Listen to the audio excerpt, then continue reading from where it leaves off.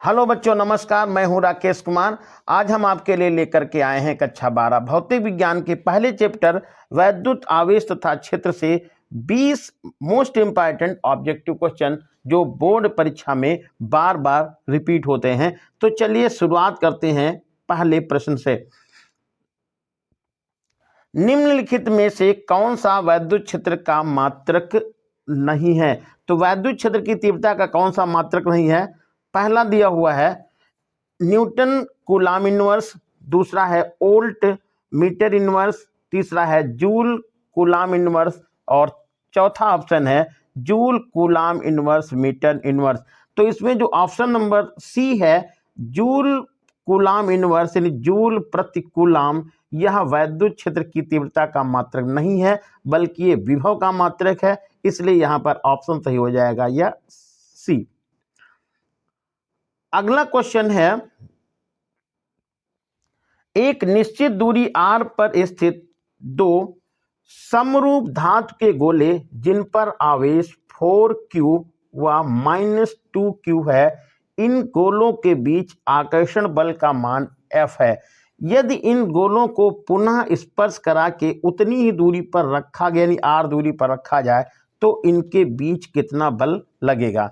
जैसा कि आपको पता है कि दो आवेशों के बीच में जो लगने वाला बल समानुपाती होता है आवेशों के गुणनफल के। तो इन दोनों आवेशों का जो गुणनफल है पहले वो आवेशों का गुणनफल हो जाएगा 8, क्योंकि 4 और 2 का मल्टीप्लाई हो जाएगा 8। और दोबारा क्या होगा, जब इन दोनों को हम स्पर्श कराएंगे तो -2q आवेश +4q आवेश में से +2q आवेश को खत्म कर देगा। केवल पहले वाले गोले पर आवेश रह जाएगा 2q और वो 2q आवेश दोनों गोलों पर बराबर बराबर बढ़ जाएगा, यानी कि पहले गोले पर भी आवेश q हो जाएगा और दूसरे गोले पर भी आवेश q हो जाएगा।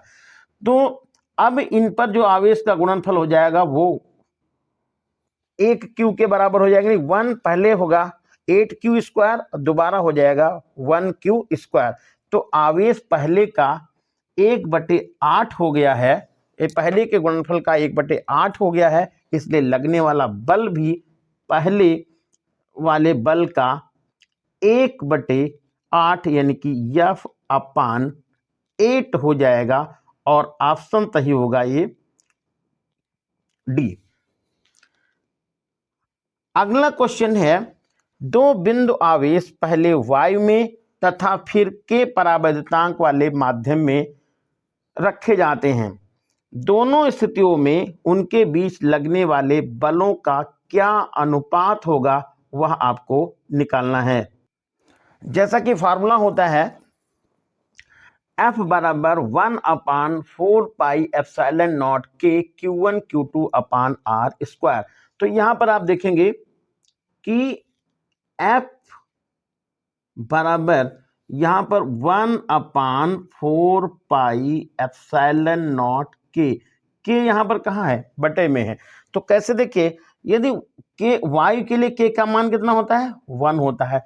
तो ऐसे बोले कि वायु में दो आवेशों के बीच लगने वाला बल सबसे ज्यादा होता है। जैसे यहां पर कोई परावैद्युत पदार्थ रखेंगे तो लगने वाले बल का मान घट जाएगा। तो यहां पर पहले लगने वाला बल क्या था? ज्यादा था। अब बल क्या हो गया? कम हो गया। तो ये आप रेशियो देखेंगे तो F समानुपाती 1/k के रूप में भी है, लिख सकते हैं। तो ये लगने वाला जो बल हो जाएगा, जब इसको हम पहले वायु में रखेंगे फिर के परावैद्युतांक वाले माध्यम में रखेंगे तो दोनों स्थितियों में जो लगने वाले बलों का अनुपात होगा K/1 और ऑप्शन सही हो जाएगा यहां पर ये बी।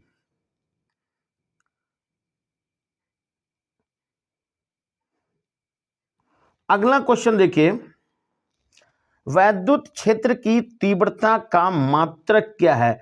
तो वैद्युत क्षेत्र की तीव्रता का मात्रक देखिए, क्वेश्चन बहुत ही इंपॉर्टेंट है।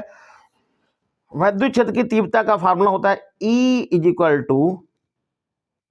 F/Q। F का हो गया न्यूटन, Q का मात्रक का कूलाम, न्यूटन प्रति कूलाम और ऑप्शन यहां पर ये सही हो जाएगा सी। अगला क्वेश्चन देखिए, एक वैद्युत क्षेत्र विक्षेपित कर सकता है, वैद्युत क्षेत्र विक्षेपित कर सकता है, केवल ये अल्फा कणों को विक्षेपित कर सकता है, या एक्स किरणों को, न्यूट्रॉनों को, गामा किरणों को ये विक्षेपित नहीं करेगा, केवल अल्फा कणों को विक्षेपित करेगा, और ऑप्शन सही होगा सी। क्वेश्चन अगला है, वैद्युत क्षेत्र ई में पी आघूर्ण वाले द्विध्रुव पर लगने वाले बल आघूर्ण का मान होगा, तो बल आघूर्ण का मान होगा P क्रॉस ई वेक्टर, यानी कि हो जाएगा option number B, P vector cross E vector. Question अगला है, 5 कूलाम के दो बराबर और विपरीत आवेशों के बीच की दूरी 5 सेंटीमीटर है, वैद्युत द्विध्रुव का आघूर्ण कितना होगा? देखिए Q का मान यहां पर दिया हुआ है 5 कूलाम, और दोनों आवेशों के बीच की दूरी को यहां पर 2L से लिखा जाता है, 2L ये आएगा 5 सेंटीमीटर, इसको आप बदल दीजिएगा 10⁻⁻2 लिख दीजिएगा। तो फार्मूला वैद्युत द्विध्रुव का आघूर्ण P बराबर होता है Q इंटू 2L। P बराबर क्या है? Q into 2L। अब ये गुणा कर दीजिएगा, 5 और 5 का गुणा हो जाएगा 25, और 10 की पावर आएगा -2, तो ऑप्शन सही हो जाएगा ए, 25 इंटू 10⁻⁻2 कूलाम मीटर।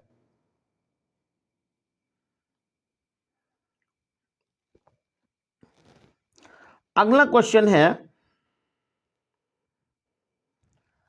एक इलेक्ट्रॉन के आवेश और द्रव्यमान का अनुपात क्या होता है? तो इलेक्ट्रॉन के और आवेश का अनुपात, तो इलेक्ट्रॉन का आवेश हो गया E और द्रव्यमान हो गया m, E/m का अनुपात निकालना है। तो E की जगह पर मान लिख देंगे 1.6 इंटू 10⁻⁻19 ये हो गया, और यहां पर जो इलेक्ट्रॉन का द्रव्यमान है वो होता है 9 इंटू 10⁻31। इसको आप भाग कर लेंगे और आंसर मिल जाएगा 1.77 इंटू 10⁻11 कूलाम प्रति किलोग्राम, और इसको एक और नाम से जानते हैं, E/m को विशिष्ट आवेश भी कहते हैं। तो यहां पर ऑप्शन सही हो जाएगा, होगा ये ए। अगला क्वेश्चन है, कुछ दूरी पर स्थित दो इलेक्ट्रॉनों के बीच गुरुत्वीय तथा स्थिर वैद्युत बलों का अनुपात बताइए। तो देखिए सबसे पहले आप गुरुत्वीय बल पता कर लीजिए। गुरुत्वीय बल कैसे निकालेंगे? Fg आप लिख लीजिएगा, और फार्मूला बनता है कैपिटल G m1 m2 अपान r स्क्वायर, m1 m2 अपान r स्क्वायर।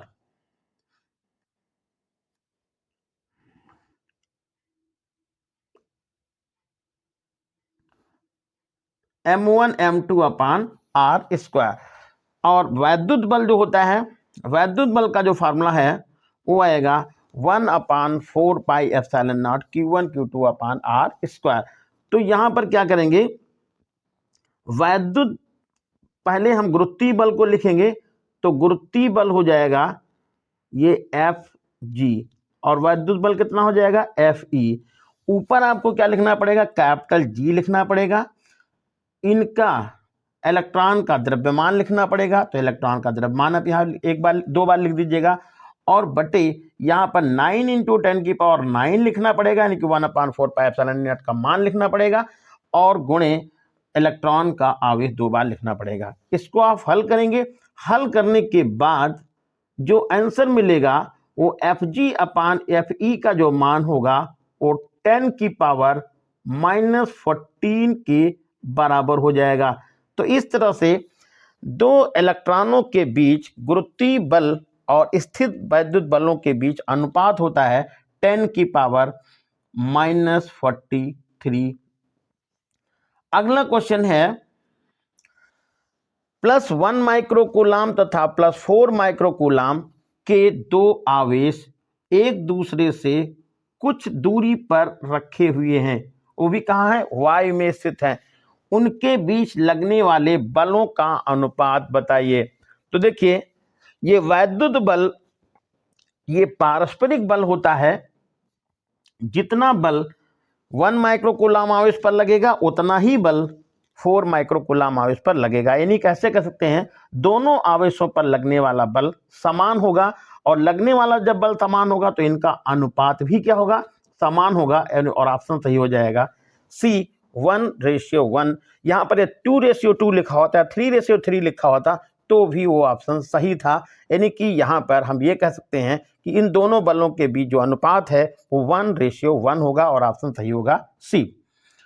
अगला क्वेश्चन देखिए, 3 इलेक्ट्रॉनिक आवेश वाले 0.001 मिलीग्राम द्रव्यमान की एक तेल की बूंद को संतुलित करने के लिए वैद्युत क्षेत्र का मान बताइए। तो देखिए, ध्यान दीजिएगा, कोई आवेशित कण वैद्युत क्षेत्र में है तो उस पर वैद्युत बल लगेगा, और उसका जो भार है वो mg कहलाएगा। तो हम ये कह सकते हैं, जब संतुलन की अवस्था में होगा तो वैद्युत बल, जिसको हम Fe के नाम से जानेंगे, और उसका भार जो होता है वो इसको हम mg के नाम से जानेंगे। अब Fe को हम लिख देते हैं Q इंटू E, और mg की जगह पर आप m और g लिखेंगे। अब ध्यान दीजिएगा, Q की जगह पर आपको लिखना पड़ेगा 3 और E। QE की जगह पर क्या लिखेंगे, QE के जगह पर आप लिख देंगे 3 स्मॉल e, तो ये हो जाएगा 3 स्मॉल e, और ये कैपिटल E हो जाएगा, और M की जगह पर आपको M लिख देना है, और G की जगह पर अभी फिलहाल G लिख देना है। E के स्थान पर आपको जो मान लिखना है वो लिख देना है 3। E का मान है 1.6 इंटू 10⁻⁻19 होता है, लिख देंगे। M की जगह पर द्रव्यमान लिखना है, द्रव्यमान मिलीग्राम में है, पहले इसको हम 0.001 इंटू 10⁻³ लिखेंगे तो एक बदलेगा ग्राम में, फिर 10⁻³ से और मल्टीप्लाई करेंगे तो किसमें बदल जाएगा, किलोग्राम में। तो यहां पर m की जगह पर आपको लिखना होगा 0.001 इंटू 10⁻⁻6 इंटू 10। इसको आप हल कर लेंगे, E का मान निकाल लेंगे, और जो E का मान निकलेगा वो आएगा 2.04 इंटू 10⁻10 वोल्ट प्रति मीटर, और ऑप्शन ये जो सही हो जाएगा वो ऑप्शन सही होगा सेकंड 2.04 इंटू 10⁻10 वोल्ट प्रति मीटर। अगला क्वेश्चन है,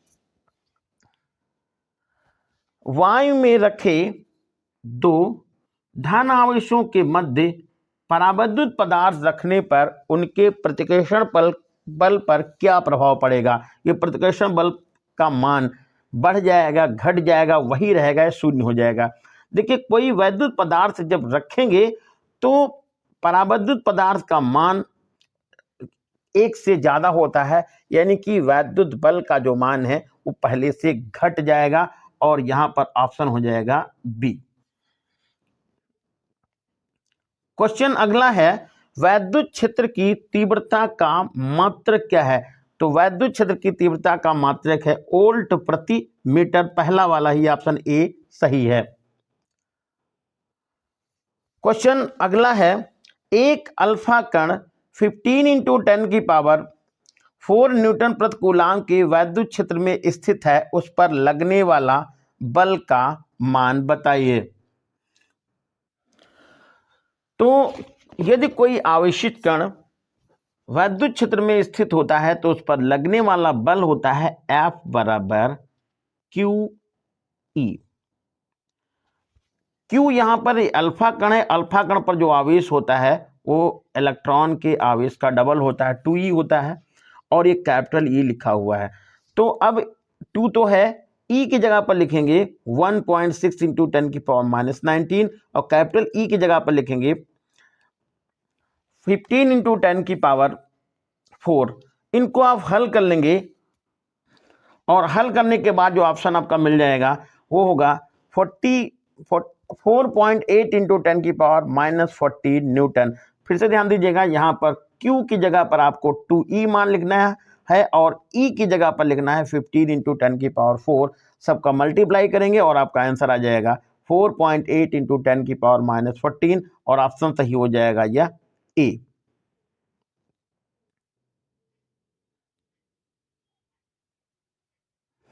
अगला क्वेश्चन है,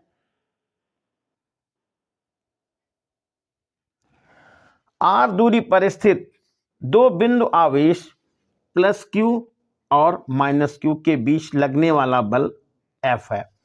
यदि एक आवेश स्थिर है और दूसरा आवेश आर त्रिज्या के वृत्त में एक चक्कर लगाए तो चक्कर काटने पर कितना कार्य करना पड़ेगा वह बताना है। देखिए, एक आवेश ये था आपका प्लस क्यू मान लीजिए, यहाँ पर है, यहाँ पर ये माइनस क्यू है।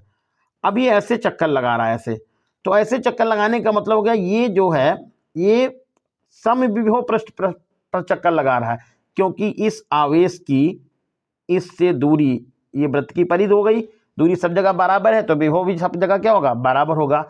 और जैसा कि आपको पता है कि समविभव पृष्ठ पर यदि कोई आवेश एक स्थान से दूसरे स्थान पर जाता है या उसको ले जाया जाता है तो कोई कार्य नहीं किया जाता है। तो वहां क्यों नहीं किया जाएगा, क्योंकि विभवांतर 0 होगा और इसलिए यदि आवेश से चक्कर लगाएगा तो चक्कर लगाने में आवेश द्वारा कोई कार्य नहीं किया जाएगा, यानी ऑप्शन सही हो जाएगा डी 0। क्वेश्चन नंबर अगला है, एक बिंदु आवेश पर वैद्युत ध्रुव के कारण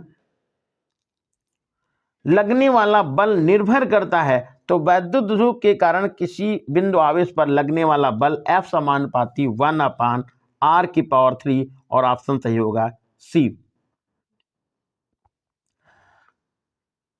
क्वेश्चन अगला है, एक प्रोटॉन व एक इलेक्ट्रॉन एक समान वैद्युत क्षेत्र में स्थित हैं, उन पर क्या होगा। तो पहले उन पर लगने वाले वैद्युत बल बराबर होंगे। तो वैद्युत बल बराबर होंगे, देखिए ध्यान दीजिएगा, वैद्युत बल तो बराबर होंगे लेकिन इलेक्ट्रॉन और प्रोटॉन पर वैद्युत बल एक दूसरे के विपरीत लगेंगे। यानी मतलब यदि हम बात वैद्युत बल की सदिश की करेंगे तो ये दोनों सही नहीं है, क्योंकि इन दोनों का डायरेक्शन अलग अलग होगा। अगला जो क्वेश्चन है, बलों के परिमाण बराबर होंगे, तो सेकंड नंबर ऑप्शन सही है, वैद्युत बलों के मैग्नीट्यूड बराबर होंगे। और तीसरा नंबर जो दिया है त्वरण के बराबर होंगे, ये भी देखिए सदिश राशि, ये भी त्वरण बराबर नहीं होंगे, त्वरणों के परिमाण बराबर होंगे, ये भी बराबर नहीं, ये जरा ध्यान देना है, परिमाण बराबर नहीं होंगे। क्यों? क्योंकि बल का परिमाण बराबर होगा और त्वरण निर्भर करता है F = m/a। बल तो समान लग रहा, बल का मैग्नीट्यूड तो समान है, लेकिन इलेक्ट्रॉन का द्रव्यमान प्रोटॉन के कंपैरिजन में कम है, इसलिए इलेक्ट्रॉन का जो त्वरण लगेगा, इलेक्ट्रॉन का त्वरण यानी इलेक्ट्रॉन में लगने वाला त्वरण का मैग्नीट्यूड ज्यादा होगा और प्रोटॉन पर लगने वाला त्वरण का मैग्नीट्यूड कम होगा। इसलिए यहां पर ये ऑप्शन डी गलत है, ऑप्शन इसमें बी सही है, बलों के परिमाण बराबर होंगे लेकिन वैद्युत बल बराबर नहीं होंगे, क्योंकि वैद्युत बल सदिश राशि है। अगला क्वेश्चन दिया हुआ है, निर्वात की वैद्युतशीलता का मात्रक बताइए। तो निर्वात की वैद्युतशीलता का मात्रक आप निकाल सकते हैं कूलाम के नियम से। कूलाम का नियम होता है F = 1/4πε0 Q1 Q2/r²। अब हमको ε0 का मात्रक निकालना है, तो हम क्या करेंगे, पहले क्रॉस गुणा करेंगे तो F × r² तो ऊपर चला जाएगा, अपान ये F × r², एफ गुणे 4 pi into epsilon naught into R square बराबर होगा Q1 Q2। तो एप्सिलॉन नॉट का मान निकालने के लिए होगा Q1 Q2 upon F into R square. तो यहां पर Q1 Q2 को हम लिखेंगे कूलाम स्क्वायर और बटे में होगा तो न्यूटन मीटर स्क्वायर। और ऑप्शन ये सही हो जाएगा पहला कि निर्वात में वैद्युतशीलता का मात्रक है न्यूटन मीटर निर्वात की वैद्युतशीलता का मात्रक है कूलाम स्क्वायर प्रति न्यूटन मीटर स्क्वायर। ऑप्शन सही होगा ए। अगला क्वेश्चन नंबर है कि यदि +1 माइक्रोकूलाम तथा +5 माइक्रोकूलाम दो आवेशित कण 10 सेंटीमीटर की दूरी पर रखे हुए हैं, उन पर लगने वाले वैद्युत बलों का अनुपात क्या होगा। इसी तरह का क्वेश्चन इसी वीडियो में हमने पहले बताया है। ध्यान रखना है यहाँ पर 10 सेंटीमीटर लिखा होता है जहां दूरी नहीं बताई गई होती। दोनों आवेशों पर लगने वाला बल पारस्परिक बल होता है तो वो लगने वाला बल समान होगा, यानी अनुपात इनका समान आएगा और ऑप्शन सही हो जाएगा डी 1:1। इस सेशन का लास्ट क्वेश्चन है एक 8 कूलाम ऋण आवेश में विद्यमान इलेक्ट्रॉनों की संख्या बताइए। जैसा कि आपको पता है Q = N × E। Q यहां पर है 8 कूलाम, N आपको निकालना है और E का मान है 1.6 × 10⁻⁻19। तो यहां पर क्या करेंगे, Q की जगह पर आप 8 लिख लीजिएगा और अपान में कितना ये हो जाएगा, E हो जाएगा। E का मान होगा 1.6 × 10⁻⁻19। तो आपको जब यहां पर 8/1.5 × 10⁻⁻19 से डिवाइड करेंगे तो हमारा मान निकल के आएगा 5 × 10⁻19 इलेक्ट्रॉनों की संख्या और ऑप्शन सही हो जाएगा फर्स्ट ए। तो ये था आज का वीडियो। कैसा लगा कमेंट करके आप लोग बताइएगा। चैनल को यदि अच्छा लगा हो तो शेयर कीजिएगा। धन्यवाद।